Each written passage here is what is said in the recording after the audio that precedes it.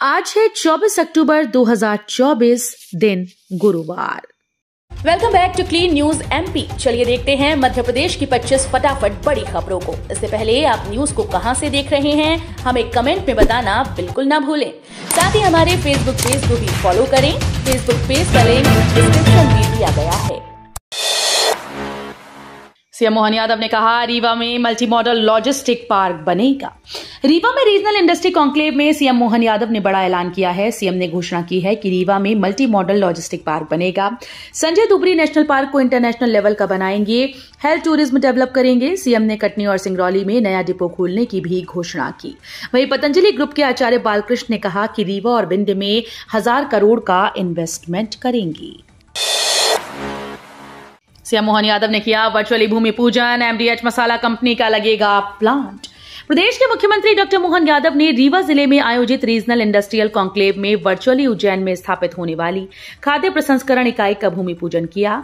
उल्लेखनीय है कि उज्जैन में 324 करोड़ रुपए की लागत से विक्रम उद्योगपुरी में मैसर्स महाशयन दिहट्टी प्राइवेट लिमिटेड की मसाला उत्पादन इकाई की स्थापना की जाएगी।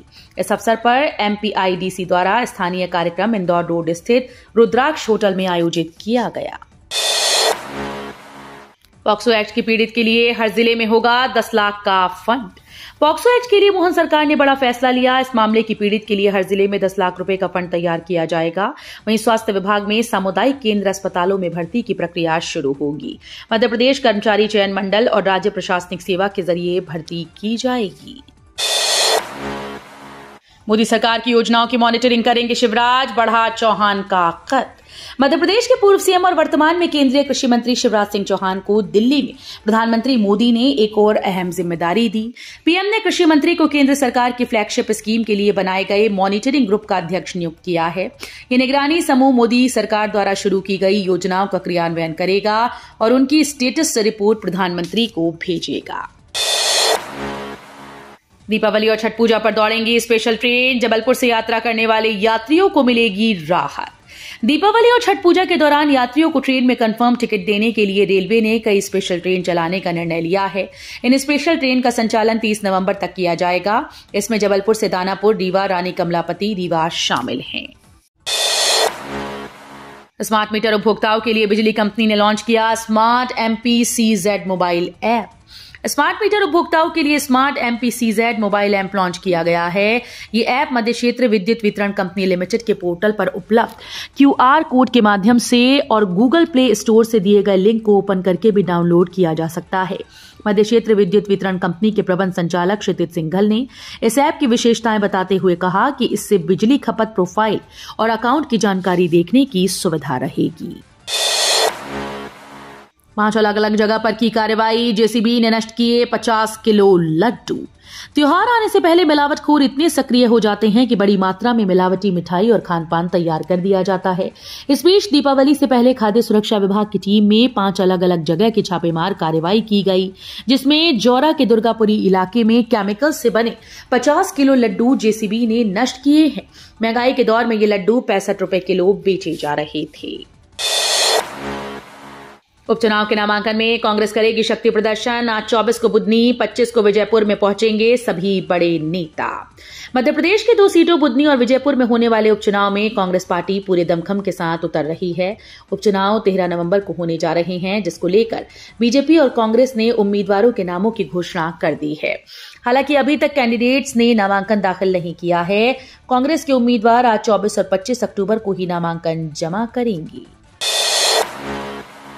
सीएम डॉक्टर मोहन ने MP tourism newsletter off beat Madhya Pradesh का किया विमोचन। मुख्यमंत्री डॉक्टर मोहन यादव ने रीवा में रीजनल इंडस्ट्री कॉन्क्लेव में मध्य प्रदेश टूरिज्म बोर्ड के news letter off beat Madhya Pradesh का विमोचन किया है। इस न्यूज लेटर का उद्देश्य राज्य के पर्यटन स्थलों की व्यापक जानकारी प्रदान करना और राज्य में पर्यटन को बढ़ावा देना है। प्रत्येक 3 माह में प्रकाशित होने वाले इस न्यूज लेटर में मध्य प्रदेश के ऐतिहासिक, सांस्कृतिक, प्राकृतिक और धार्मिक स्थलों के बारे में जानकारी दी जाएगी।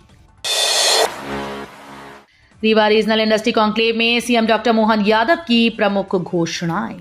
मध्य प्रदेश के सीएम डॉक्टर मोहन यादव ने 5वीं रीजनल इंडस्ट्री कॉन्क्लेव का शुभारंभ किया। वहीं प्रदेश के विभिन्न जिलों में उद्योग स्थापित करने वाले उद्योगपतियों और निवेशकों से वर्चुअल संवाद किया है।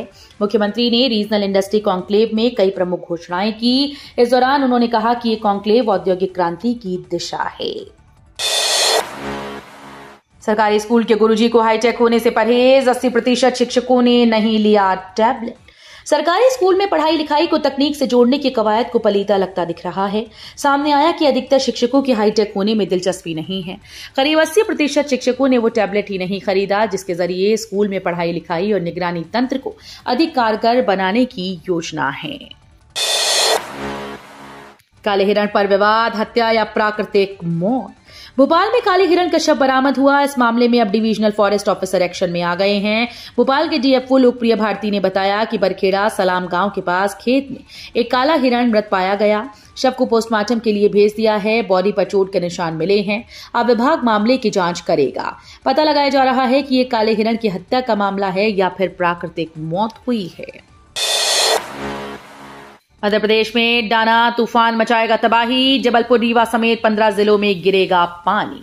बंगाल की खाड़ी में बना अवदाब का क्षेत्र तूफान डाना में परिवर्तित हो गया है। इस तूफान के और शक्तिशाली होने के बाद इसके शुक्रवार सुबह तक उड़ीसा में पुरी के तट के पास टकराने की संभावना है। इसके असर से मध्य प्रदेश में बादल छा सकते हैं। इसके साथ ही पूर्वी मध्य प्रदेश में जबलपुर, रीवा, शहडोल संभाग के जिलों में वर्षा का सिलसिला शुरू हो सकता है।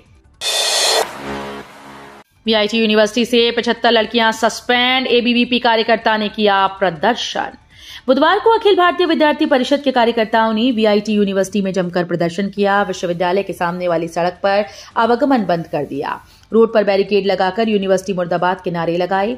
एबीवीपी कार्यकर्ताओं का कहना है कि कुछ दिनों पहले यहां पर लड़कियों के प्राइवेट रूम और बाथरूम में कैमरे लगाकर उनका एमएमएस बनाया गया और कुल 75 लड़कियों को सस्पेंड किया गया। अब मेट्रो ट्रैक की वजन सहने की हो रही जांच। इंदौर में मेट्रो के लिए गांधीनगर से लेकर रेडिसन होटल तक मेट्रो ट्रेन का ट्रैक तैयार हो चुका है।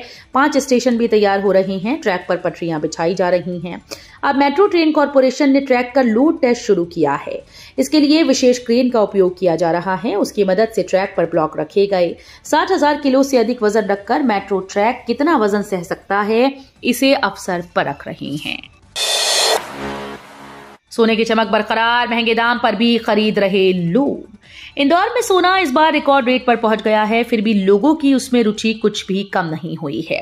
सोने को सुरक्षित निवेश मानते हुए लोग त्योहारी सीजन में धड़ल्ले से खरीदारी कर रहे हैं और दुकानदारों को उम्मीद है कि इस बार भी दीपावली पर बम्पर खरीदारी होगी। कल सोना 80,545 10 ग्राम पर बिका है और चांदी 8,450 रुपए प्रति 100 ग्राम पर बिकी है।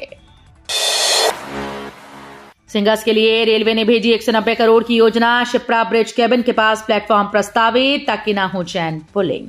महाकुंभ सिंगर्स 2028 में आने वाले मेहमानों के लिए उज्जैन रेलवे स्टेशन और अस्थायी सैटेलाइट स्टेशन पर सुविधाएं बढ़ाने को रेलवे ने 190 करोड़ रुपए की योजना प्रस्तावित की। मेले में ड्यूटी करने वाले कर्मचारियों के आराम की सुविधा बढ़ाने को 1.5 करोड़ मांगे हैं। यात्रियों की सुविधा और सुरक्षा के लिए शिप्रा ब्रिज केबिन के पास प्लेटफॉर्म और बाउंड्री वॉल बनाना भी प्रस्तावित किया है।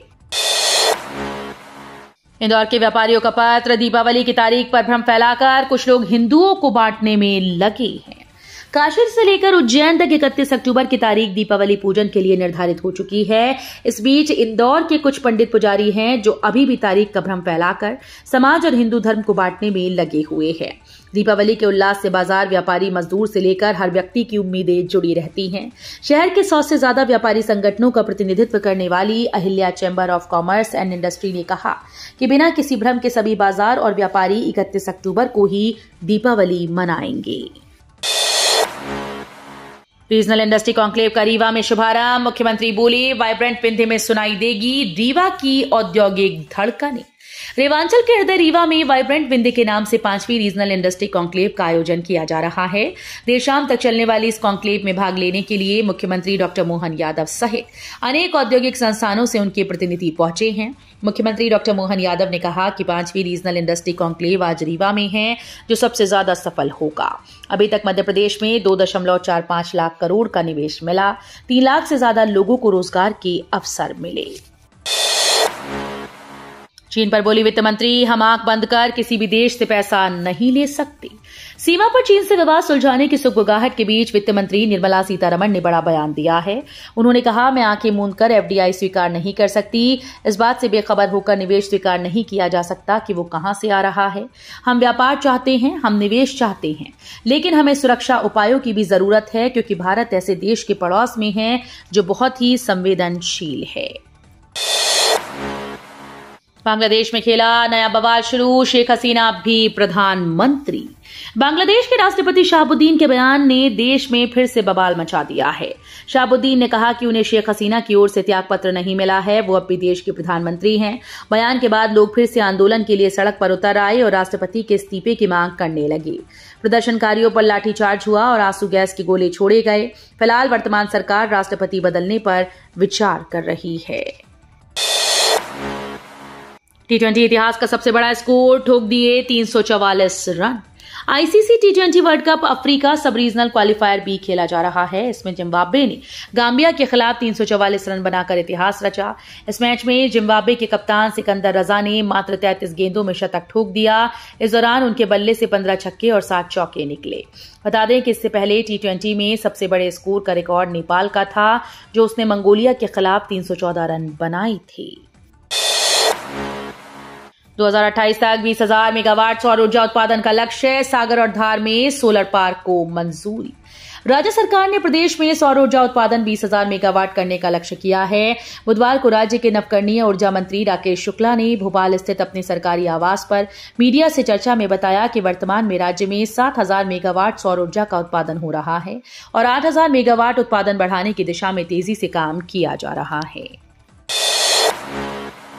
डीजे की तेज आवाज से लोगों को आता है हार्ट अटैक। हाईकोर्ट ने नोटिस जारी कर मांगा जवाब। ध्वनि प्रदूषण के कारण बढ़ती बीमारियों को चुनौती देते हुए मध्य प्रदेश हाईकोर्ट में जनहित याचिका दायर की गई थी। याचिका में कहा गया था कि डीजे की तेज आवाज से लोगों को हार्ट अटैक आ रहा है और ब्लड प्रेशर भी बढ़ जाता है। याचिका की सुनवाई करते हुए हाईकोर्ट जस्टिस संजीव सचदेवा और विनय सर्राफ की युगल पीठ ने अनावेदकों को नोटिस जारी कर जवाब मांगा है। केबीसी जूनियर में उमरिया के विराट अमिताभ बच्चन के साथ 5-6 नवंबर को प्रसारित होगा एपिसोड। उमरिया के नन्हे विराट केबीसी जूनियर में अमिताभ बच्चन के सवालों का जवाब देंगे।